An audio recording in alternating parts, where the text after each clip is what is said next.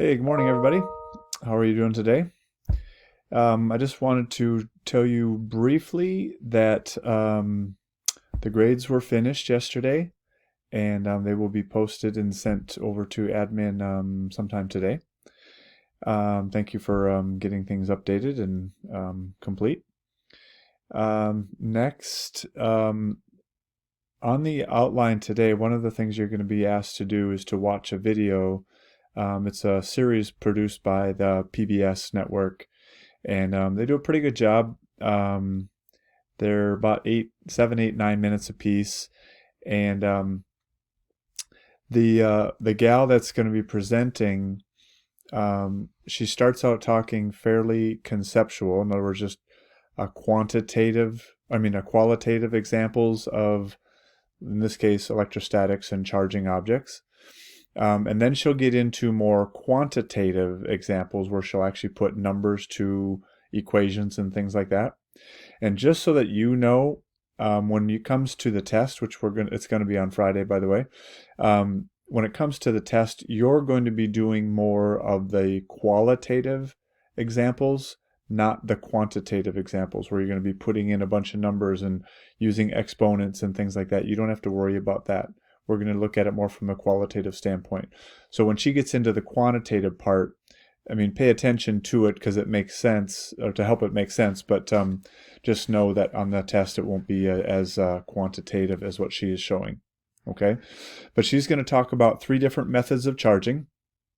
The first method of charging an object is by friction. That's just simply 2 surfaces rubbing together, one becoming charged negatively and one becoming charged positively.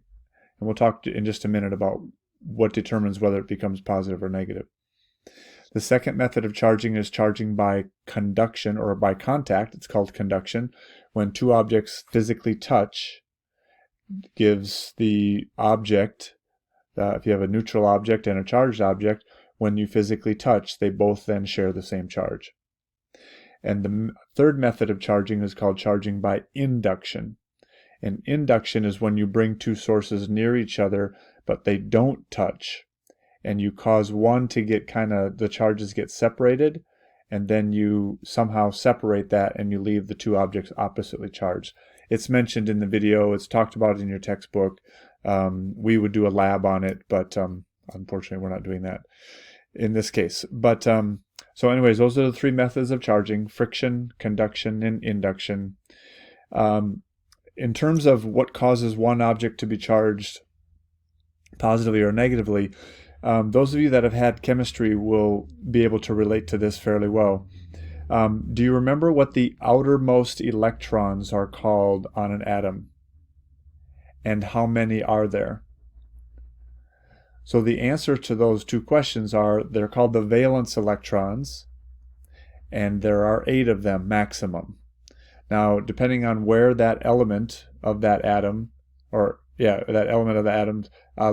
on the periodic table, will determine if it has 1 valence electron or 2 or 3. Over on the far left of the periodic table, they only have 1 valence electron, and then 2, and then 3, all the way across the table until you get to the last column. It has 8 valence electrons. And do you remember what we called that column on the periodic table? Right, they're called noble gases, or some curriculums, some textbooks call them inert gases. Inert means non-reactive.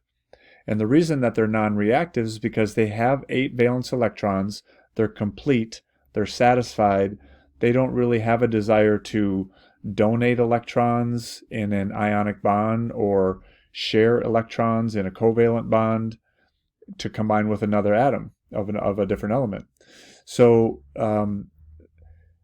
when you rub 2 surfaces together, the valence configuration, in other words, how many electrons they have, valence electrons they have, will determine whether or not they're more likely to lose one. Like, say, if they have only 1 valence electron, they're on the far left-hand side of the periodic table.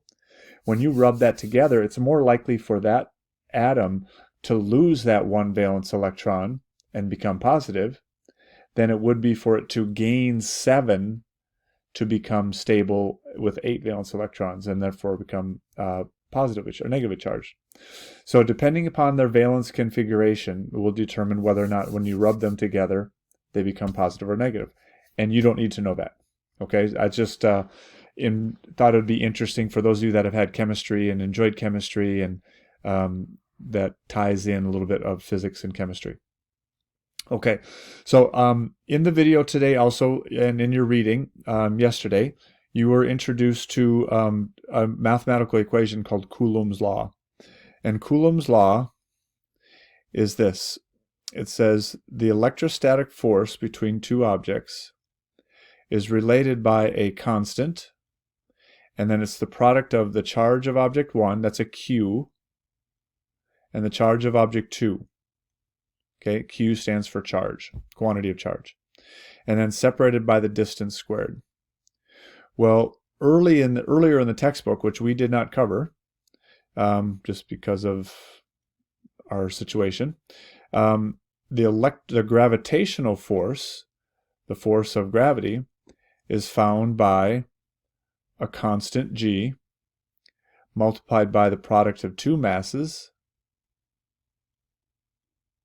divided by the distance squared. And as you can see, by form, they're exactly the same equation. They both have a constant. They're both the product of two things, two charges in the electrostatic case, and two masses in the gravitational case. This is called Coulomb's law.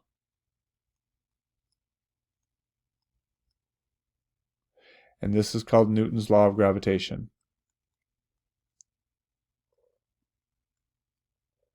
Now, what do you need to know about these two?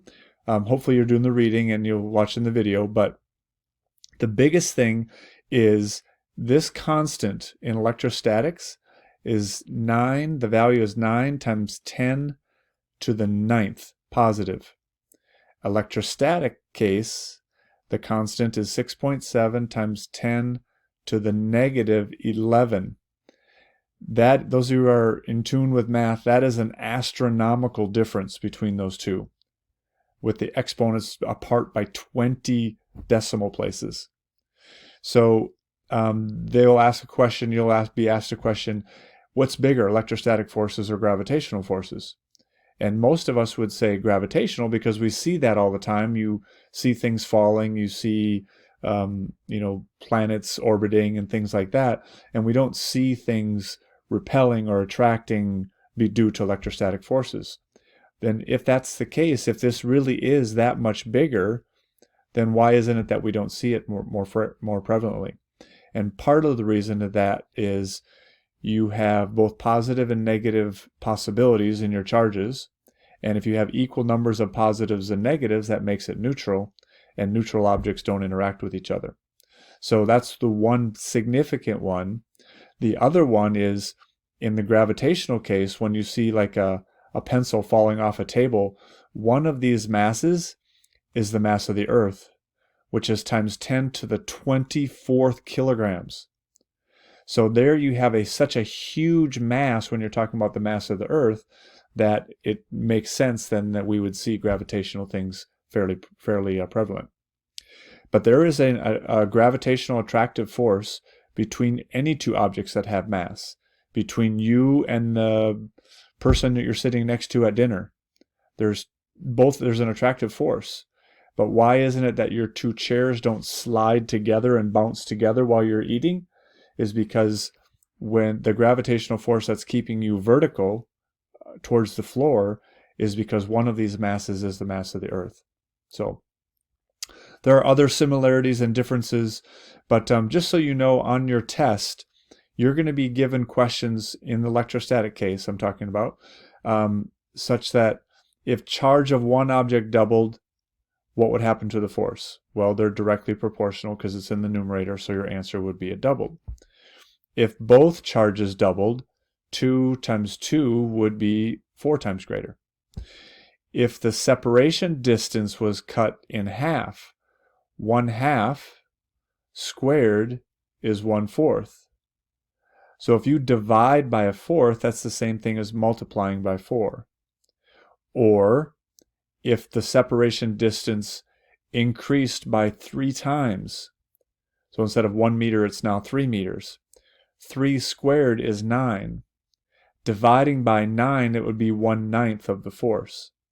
So there will be more proportional reasoning type questions on Friday's test when dealing with Coulomb's law and if this doubled, this was cut in half, that kind of stuff. Okay, be very attuned to the fact that that this constant is really, really big and this one is really, really small. But like I said earlier in the video, they're going to start plugging in numbers here, quantities of coulombs of charge, and put in this constant and the distance. You're not going to be asked to do that. Yours would be more proportional in nature, just so you know that. I will have office hours today as well as Thursday. There will be a little PBS video, I believe, each day this week to supplement your textbook. And I might throw in another video tomorrow, a different video on some other stuff too. But otherwise, I think that's all for now. Get into your homework. On the outline for the day today, it'll list what your homework assignment is for the day. Couple of videos to watch, this one being one, and then the PBS one. And yeah, I think that's it. If you have any questions, stop in at office hours or text me, and we'll get it taken care of. Thanks. Hope you guys are doing well. Bye-bye.